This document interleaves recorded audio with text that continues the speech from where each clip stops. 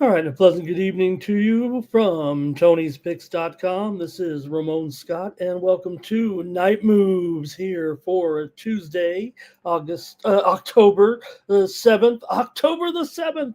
Uh, hey, it's Major League Baseball playoffs. We saw some exciting action, didn't we, on Monday night? Yeah, we had a good NFL game as well, but man, you got to open up with the major leagues there from last night. Great games for sure with the Dodgers and the Phillies, with the Dodgers coming up with the 4-3 victory and the Brewers over the Cubs 7-3. So, well, the series are heading back, and well, we got 2-0 leads. One's the road team heading back home, and one's the home team heading out on the road. But two of the series have two games down, and well, we have some 2-0 leads in the clubhouse, so to speak, here as we head into uh, game number three in those. But we'll be back in the American League here on Tuesday night, of course, with Seattle and Detroit, Toronto, and the Yankees. We'll talk about those series here as well coming up here on Night Moves. Hey, I appreciate it when you are in the chat and are able to comment with me here on the show. And Lex Steele, my man, is here to help me out tonight on the show. Lex can give us some comments possibly, and you can too. Just type into the chat, and I want to hear from you. I want to hear your picks on Tuesday's games. Dodgers over the Phillies 4-3. It was a great pitchers duel between Snell and Luzardo. Give Luzardo a lot of credit. Through 6 innings, no runs. Snell was certainly dealing there, but Will Smith had a 2-run single in LA's 4 runs, 7th inning, and well, they held on because you got the genius, Dave Roberts, can't figure out that this is indeed the moment to use your best pitchers right now on the road in Philadelphia. But no, he had to tinker around, and Blake Trinan there. He tried to give it away. Then they went to my man Vesia. He was not much help either, but they did calm it down there uh, in the 9th inning, and the Brewers started to come back, and the Phillies started to come back, and they had those runs in position, but they got that ground out on a throw that, man, it got almost there away from Freddie at first base, but he was able to snack it down and give the Dodgers the win 4-3. The Phillies are 0-8 all time in playoff series when they lost the opener, which they did. Now they've lost game two, so the series headed west there. And hey, we had some good picks, I thought, in that one here. I had the Dodgers last night here on Night Moves. Yesterday said take them, and they did get it done. Head back to, hey, Lex, thank you for the super sticker in there. Really appreciate that. And oh, the Yankees. Yeah, we'll talk about Yankees and the prospects for their game tonight with Toronto. At least they're back at home, so maybe they've got a chance there. In the second game, it was the Cubs and the Brewers, and the Brewers got past the Cubs 7-3. It looked like they were going to go off to a big win early, right? Both teams hit 3-run home runs in the first inning. Remember, we said, oh, Milwaukee's going to use a hot opener in Ashby, kind of out of nowhere a little bit. I mean, Ashby was basically a reliever all season. They used him for an opener originally, going to have Priester in there. But man, the Brewers pitching plans kind of went awry. They started to do some other things. Meanwhile, Imanaga looked pretty good for two batters. Then Milwaukee kind of busted through with their big home run by Vaughn. So the Dodgers and the Cubs and the Brewers were off to home run derby with Suzuki and Vaughn there early. We liked Suzuki there last night. Hey, we had the winner here on Night Moves. Said go with the over there in that game on the show last night with the Cubs and Milwaukee. So Milwaukee ended up using 8 pitchers, and who was the best of them? Jacob Mizorowski, who probably should have started the game. Maybe not. It worked out, but just judging from what good he looked, I think part of Mizorowski's issues were there was a lot of hype after that opening, after he busted out, opening up real strong with his career, right? Really an unprecedented start to his career, but in the end, he went on the road in some games. Hey, he was a young pitcher. He's going to get roughed up a little bit. So he didn't really finish as strong or even as best first year as he might have liked to. But maybe he could have earned the start there the way he looked. Cubs only had one hit after the second inning. He was the only Brewers pitcher to record more than 5 outs, I believe, in the end. So Mizrowski ended up kind of being the hero of the game, even though Milwaukee did go on to win with some timely hitting, some good clutch hitting in there to pull away from the Cubs 7-3 and take a 2-0 lead in that series. Lex likes the Brewers to go all the way. Man, I'd like to see one of these other teams get there. It just seems like the Dodgers right now they just seem head and shoulders above, even with, making it dicey. Remember, they didn't have Dave Roberts. They would have won that game easily. But this guy has no clue what he's doing out there as manager. That's for sure. I mean, I could win with $1 billion lineup. Tony could do it. All right. Right now, all accolades aside with Dave Roberts, I have a big problem with what he's doing out there, especially what went down in that in the late innings with the pitching. Just no need for that. No, when they got Trinan up, they had runners on base. They thought they were going to score more runs, and they're like, "We'll give Blake Trinan up." And then Roberts commented after, and I felt like he was kind of backtracking on his words, or I don't want to say backtracking. He tried to brush over it. He tried to say, "Hey, nothing to see here." We wanted to get Trinan out there. He's done well in that situation. No. This is a playoff situation right now, and nobody's been any good in that Dodger bullpen except for Sasaki and Scott, and maybe a couple of those other guys have thrown in some okay innings here, but really doesn't seem like it. So, all right, Tony could do, we could do it. You guys, Lex could do it. Thanks, Lex, for some great comments there in the chat. Really appreciate that. All right.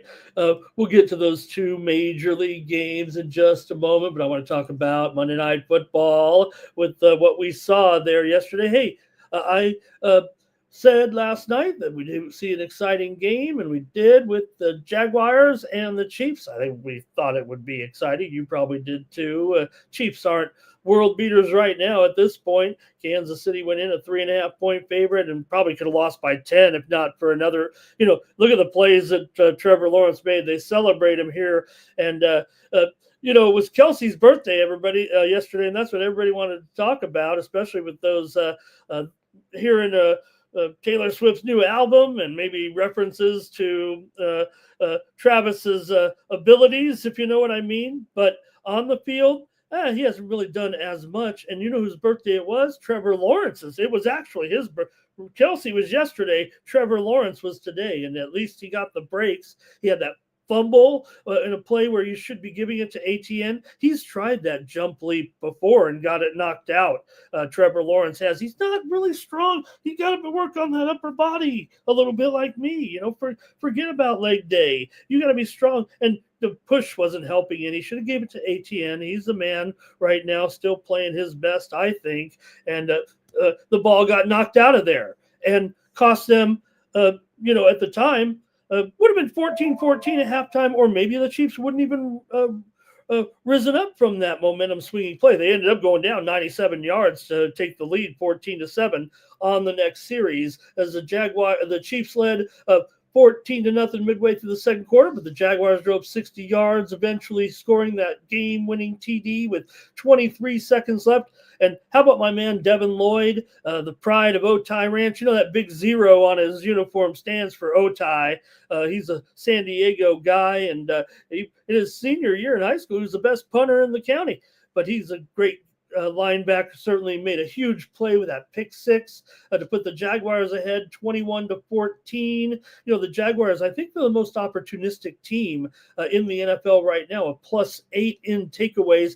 They've mastered that punch out too a little bit, and they had big turnover in the game as well. The Jaguars in the first half ran 31 plays and had 7 points, but in the second half they only needed 24 plays, got 17 points. Felt like momentum was all the way on their side, and they probably would have won by 10 if not for that miscue there by Lawrence. And then the big play, of course, at the end of the game where Lawrence, again, Oh, maybe, his left guard, his right guard at his left foot on Lawrence's foot tripped him. But why does it happen always to Jacksonville in the last play of the game? These guys are the worst team inside the 5 yard line since Trevor Lawrence has pretty much gotten there. Even if they have had just a little bit of success, but the Chiefs had won 23 straight games in a row when they led by 14 points. They had also won 30 straight games in a row when they led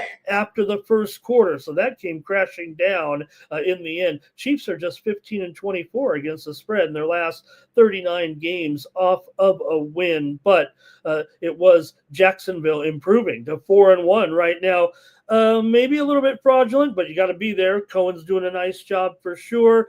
And man, I'm kicking myself a little bit talking about Travis Hunter the way I did last night, trying to convince myself to, get involved with Hunter, maybe in some of the props, and just felt like he had the best chance against Kansas City to do something. And how about that leaping catch that he made with the two defenders? Spectacular. Hunter was good for sure. Lloyd was really good for sure. And Lawrence was lucky. But hey, that's what the Jacksonville Jaguars are, opportunistic and lucky to go 4-1. And now the Chiefs are 2-3.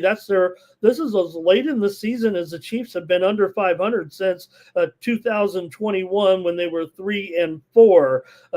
So we'll see. I'm sure Kansas City will be fine and get it together, but their aging roster continues. And once they started doubling up on Jones there, Jones got one big play there late in the game, a little bit of a pressure to force Lawrence down to the turf, and we got some help from some teammates. But once they were doubling him, Kansas City's defense was largely ineffective.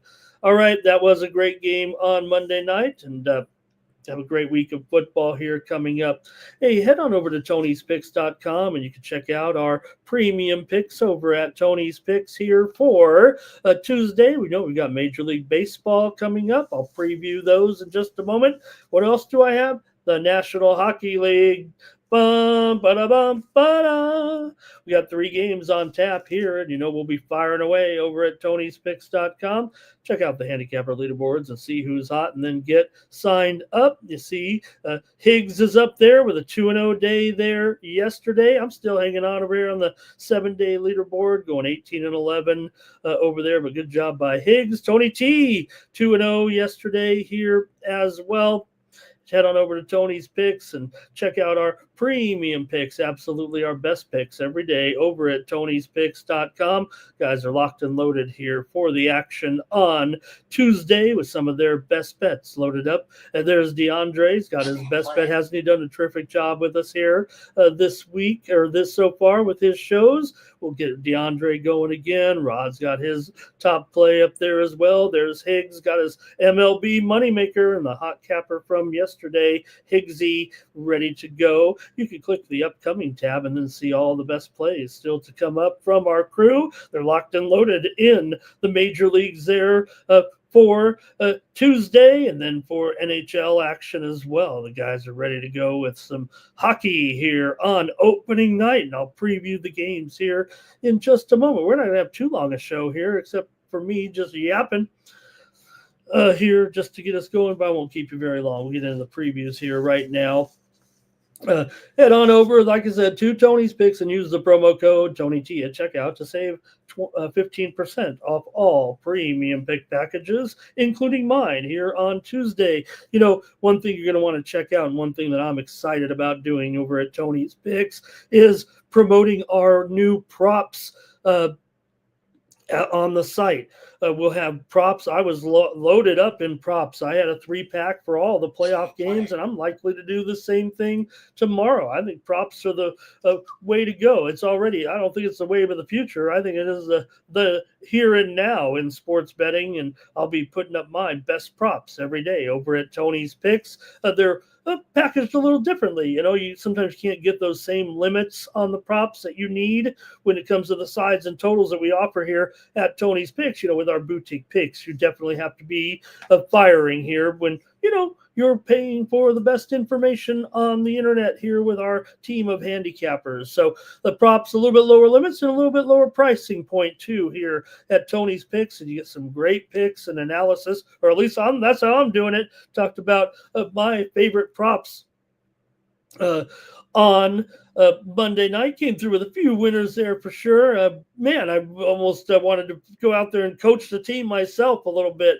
with what we saw in Monday Night Football, but definitely had some props in there as well. So check us out over at Tony's Picks. See, I'm on a little bit of a run here right now. I have the Mariners there on Sunday here, and I had won 5 of my last 6 straight up here on the site, and also clicking on those props as well. And you can check those results out over at Tony's Picks. Thank you, everyone, for listening to that. And we'd love to see you over there at Tony'sPicks.com. You can get the picks not only from me, but any of our team of handicappers. A profit guarantee in effect. If I don't show a profit, you get those credits back to your account. You can use them on any other handicapper or products on the site. So really appreciate that. There's that promo code as well. All right. Don't have to wait any longer. We really only got about 6 major games to look at. We'll also cover the schedule in the NBA. All right. Let's go to Mariners taking on the Tigers here in this one, with the Mariners and Logan Gilbert on the mound up here. Oops, I better put the Flaherty up here. Graphics man. There we go. Gilbert and Flaherty here. We're going to fire the graphics man here after the show again. All right. For Logan Gilbert here and the Mariners, Gilbert comes in right now with a 3.44 ERA. You really looked at as one of the best pitchers really around, but still went just 6-6 in 25 starts. Mariners are 15-10 with Gilbert on the mound this season. 208 batting average against and a 102 whip. Certainly, I think accentuates those strong numbers here, I think, a little bit when you're talking about Logan Gilbert. Just didn't knock him off necessarily with the wins for sure. Now, Detroit definitely part of their struggles, and the reason why they've only lost, they've lost 12 of their last 17 coming into this one, but still 7 straight losses at home for Detroit. Now, maybe they put it back together. Maybe we can I can't forget about it, the way Detroit was collapsing. But you know what? You get a short series here and a best 3 out of 5, and all of a sudden you got to win. Got a little bit of momentum at least going home. You wrestled away the home field advantage from Seattle. Seattle's been one of the hottest teams going. There's no doubt about it. They've won 7 of their last 8 on the road. They've also still beat Detroit in 5 of their last 6 games overall. But Flaherty comes in with an 8-15 record, 4.64 ERA coming into this game. So you just wonder, it's just tough to see the Mariners. They're still a road favorite. I know they certainly can perceive that the starting pitching advantage, of course, will belong to Seattle here. And maybe that's what this line is premised on, or the fact that you still can look at Detroit like they are slumping despite some clutch wins here, at least to salvage their entrance into the playoffs and then get that first win there in the series to make sure that they have the home field advantage. However, Detroit was just 10-22 with Flaherty on the mound this season. He went 8-15 with a 4.56 ERA, 1.24 whip, 238 batting average against coming in. So we'll see if he can hold it down here for Detroit right now, because they're going to need a big effort from him for sure. There was a time when, you might think that Flaherty was a bit of a good young pitcher here for Detroit, and he still might be, but the numbers don't match up necessarily to Gilbert. Detroit's gone under in 8 of their last 10 games. Seattle's gone under in 4 of their last 5 games coming into this one.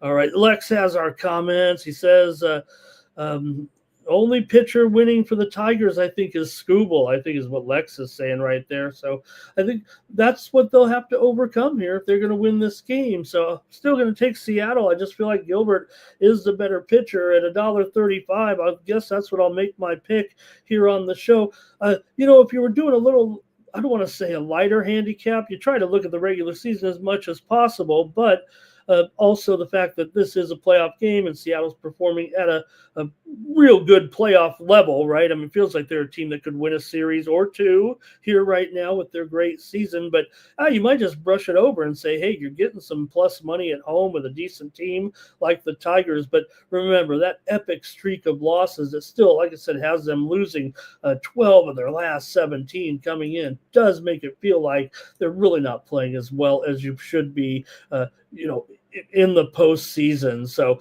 it was 3-2 in the first game. It was 3-2 in the second game. Will it be low scoring here coming back to Detroit? We'll see. Flaherty, he can be hot 1 minute and falling apart the next with some walks in there as well. So, all right, take a look. I think we got a few prop guys we can look at here as well for tomorrow's game and maybe put you on a prop or two. I'll be firing away in the props department for sure over on Tony's picks tomorrow in the playoff games for sure. Flaherty has not looked good in his recent efforts against Seattle. In fact, against the anticipated lineup tomorrow, he's allowing a .255 batting average, 25 hits in 95 at-bats, but 7 home runs off of Flaherty for this Seattle team. Eugenio Suarez has 3 home runs in 25 at-bats coming in. J.P. Crawford, 3 for 7 in there as well. Couple of these guys with some pretty good numbers. Rosarena, 3 for 8 with 2 home runs off of Flaherty. Meanwhile, for the Mariners against Gilbert, you have Riley Green, 5 for 12. Dingler is 2 for 3, but other than that, Gilbert is had the dominance over Torkelson, just 1 for 8 against Logan Gilbert, and Ibanez 1 for 9 against Gilbert. Meanwhile, Luke Raley 1 for 7 against Flaherty. In there, and Cal Raleigh also just 1 for 7 against Flaherty. Hello to Corpaz in the chat. He's going to take a chance here with some NBA totals with me, and I'll highlight his play when we get there. Thank you, Corpaz. Appreciate you. Nice to see you in the chat, my friend. All right, I'll take Seattle here against the Tigers, and I'll just take the favorite. I think Gilbert. I think that's where I like the advantage. I think right there is probably in the starting pit and maybe in the offense too, of course, in this matchup. So, okay, going to move on now to our next baseball game, and the Blue Jays will be on the road here, taking on the Yankees with Shane Bieber on the mound here for the Blue Jays. Hey, this is the moment. Brought in Shane Bieber, and now you're hot coming into the playoffs. You've already won 2 in a row here. You're going to be an underdog, so why not? But why not come in here with Bieber here in this one, going up against Carlos Rodon. Bieber comes in 7 starts, a 4-2 record, 3.57 ERA, 101 whip, so he's looked pretty good so far. 225 batting average against and a 245 BABIP. For Rodon, the left-hander, 34 starts, a 20-14 record, 3.13 ERA, a 105 whip, and 189 batting average against coming in this one. So let's see here if you guys have any comments in this one. Be happy to hear from you in the chat. Toronto comes in having won their last 6 games in a row. Yeah, the Yankees had that 8-game winning streak, but since then they've lost 3 of their last 5. They're still 10-3 in their last 13 then, but have lost the first 2 games of the series here in Seattle, and now come back and get a chance to go at it at home here with Toronto. Sorry about that. You know what I meant. Too much Seattle on the brain there. Yankees still 5 straight unders at home. They've gone under in 11 of their last 15 games coming in. Toronto still on the road, just 1-4 straight up in their last 5 on the road. But like I said, they have that winning streak right now. And they've also beaten the Yankees in 9 of the last 12 meetings between the two teams. So can the Yankees bounce back at home as a $1.50 favorite in this one? 6 of the last 7 meetings between these two teams here in Yankee Stadium have gone under, and everybody wants to think about the big bats, but I'm going to go under actually in this game at 7.5. And my play here on Night Moves is going to be on the under actually with Toronto and the Yankees. I think we'll see Bieber, Air, and Rodon. I might think that they might be pretty strong here so far. Now, there's no doubt these two bullpens right now are a mess, it feels like, so far in those first 2 games. I mean, especially the Yankees, they're serving it up on a platter to the Blue Jays bats there. But 5 home runs in those first 2 games. Maybe at home they can calm it down here. I'll take the under 7.5 with the Blue Jays and the Yankees. Lex says he likes the Yankees. And yep, maybe I've got too much Mariners here, but all right. Give me the Yanks here. Give me the under here in this one with Toronto and the Yankees on Tuesday night in playoff action. All right. Next up, we're going to go to the ice and start our season.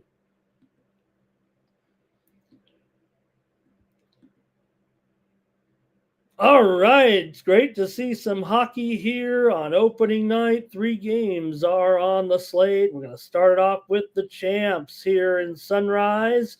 This one gets an early start because they're playing them kind of 3 in a row here to feature the games on opening night. So 5 p.m. Eastern, 2 Pacific. Tune in a little earlier if you want to see them raise the banner and bring out the Stanley Cup. The Florida Panthers host the Chicago Blackhawks. Florida's been dominant in this matchup. Bring on Chicago for an easy opening nighter, huh? They've beaten Chicago in 8 straight games at home. They have taken just 7 of the last 10 meetings overall. Chicago's actually upset them a few times of late. I don't know how that happened, but Chicago's trends coming into the season don't really inspire a lot of confidence here. They've got Spencer Knight in goal, but Chicago finished the season winning just 14 of their last 19. I guess that was kind of their average by the end of the season, and just 13 of their last 17 on the road. Meanwhile, Florida was 14-6 at home during the regular season, and then in the postseason as well, where they went 4-1, of course, in their last 5 games at home on the way to the title. Now, both teams are kind of going over there late in the season. Chicago was already done. They didn't make the playoffs. We know that. But on opening night, I'm expecting it to be a little bit tight, at least for Chicago, trying their best here to play a little bit of spoiler on the champs' big celebration night, if you will. So maybe some solid goaltending in there too, with Bob in the lineup. And I think despite the fact that maybe these two were kind of going over by late last year, especially Florida in some of those playoff games, I'm gonna have to take I'll take Florida to rock here. That's what I'll do. Give me them on the puck line here on opening night. We'll see. Right now I've got Chicago. I mean, probably at the bottom. I don't know. Maybe you can put another team or two down there with them, but I've got to think right now Chicago. Bottom 2 or 3 teams in the league here at this point. I'm willing to say Florida as the favorite here. I wouldn't look at them necessarily on the futures market here as far as this year's champs are concerned, but you can't go wrong hitting up the market right now. I mean, you got basically the top 7 teams in the league are all between 15-2 and 10-1. It feels like right now, with Carolina and Edmonton both at 15-2 to win the title. Tampa Bay is 8-1. The Knights are plus 850. The Avs are 9-1. Florida plus 950 and Dallas 10-1. After that, you've got New Jersey approximately 15-1, Toronto 18-1. The Kings play tomorrow night. They're 22-1.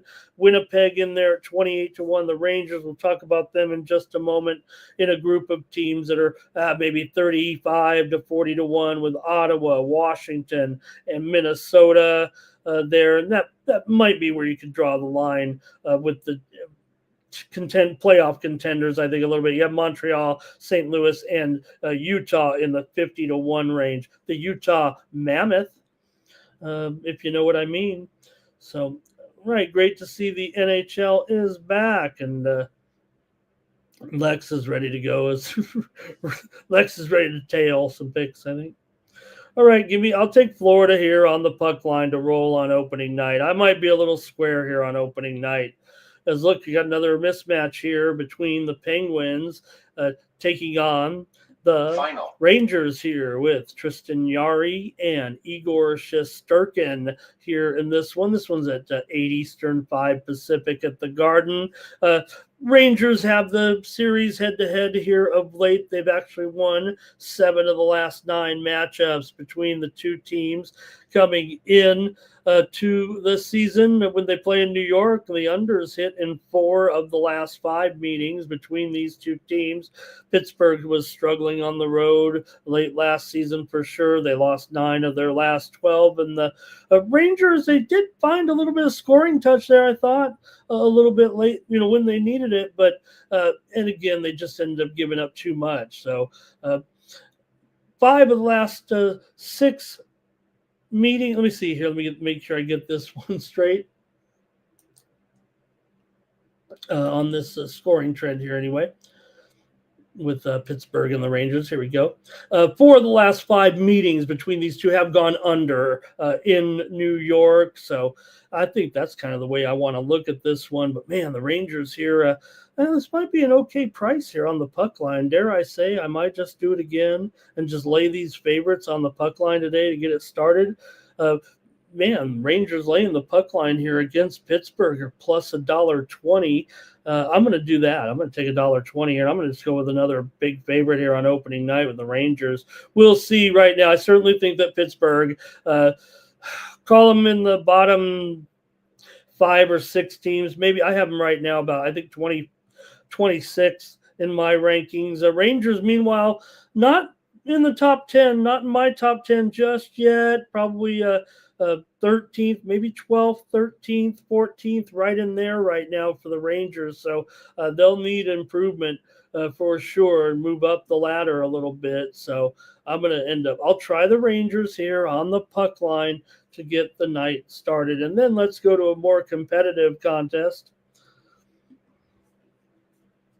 And the more entertaining contest for sure here on opening night when the Avs take on the Kings, close it out. The Kings are looking to kind of flip the script a little bit. Colorado, for whatever reason, they even here, they kind of had the number on my Kings, but they've won 14 of the last 18 head-to-head matchups between the two teams coming into this one. So, got here for Wedgwood in goal here for the Avalanche. Darcy Kemper in there for the Kings here in this one. And Colorado here, look, I think their scoring could be suppressed here by the Kings on opening night, even though the Kings were kind of going over late last season as well. Wedgwood, if they're going to rely on him here. I mean, he's an average backup for some teams right now, but he could maybe have a good night here. We'll see how the Kings look here on opening night. I mean, both teams are going to have speed and skill, I guess, and so they'll have chances, but Kemper might be able to stifle Colorado here and at least get the win. I imagine, though, if this one really stays at a 5.5 juice to the over, I'm going to end up going over. In fact, that's what I'll do now in case this one, I've seen some 6-unders out there at some of the offshore books, so I'll take it here tonight. In fact, let me go to the over here. I'll probably be on the Kings, but I'm going to go over 5.5, I think, in this one. If Wedgwood's going to be in there, look, I kind of like him, but Maybe not on opening night here. Like I said, I expect to have chances both ways. We'll see how the shots go in this one. If the goalies stand on their heads a little bit, especially Kemper, and the Kings will win, obviously, but I think there'll be too much speed in there, and I think we're going to have chances for sure. So I'm going to go over 5.5 here with Colorado and LA here on opening night, and then maybe Kemper does enough to hold off Colorado. But that sounds like a much more entertaining game late night, and that one is going to be at 10:30 Eastern, 7:30 Pacific on opening night in the NHL. So I think as far as that futures board is concerned, like I said, you really can't go wrong if you like to hang your hat on a team because of so wide open. There's no one dominant team here this year for sure, given the prices on these teams coming into the season. So, man, if basically every team is 8-1 or better, pretty much.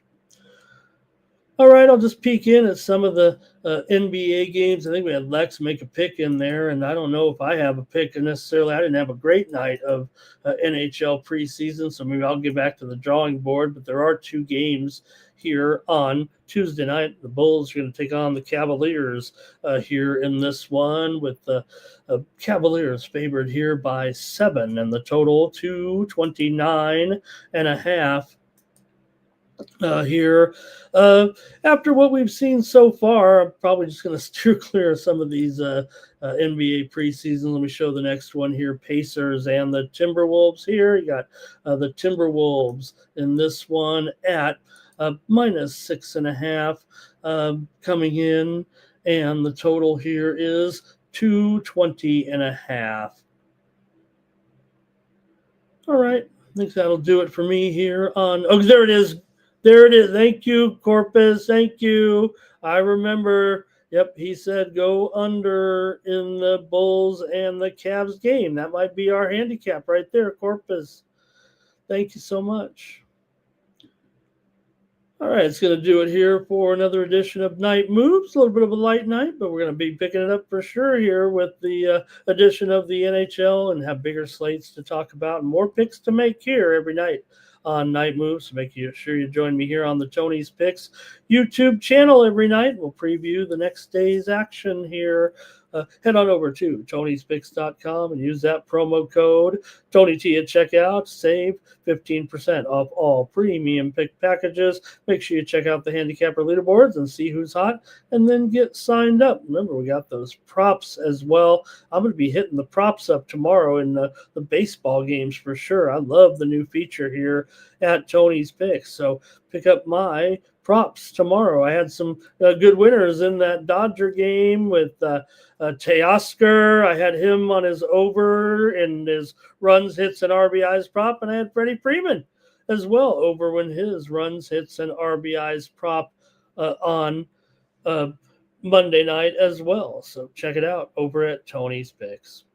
All right, appreciate Lex, appreciate everyone in the chat. I appreciate you folks watching here on the Tony's Picks YouTube channel. Make sure you like this video, subscribe to our channel, Tony'sPicks.com here on YouTube. I'll be back tomorrow night with more Night Moves. For Tony'sPicks.com, I'm Ramon Scott. So long.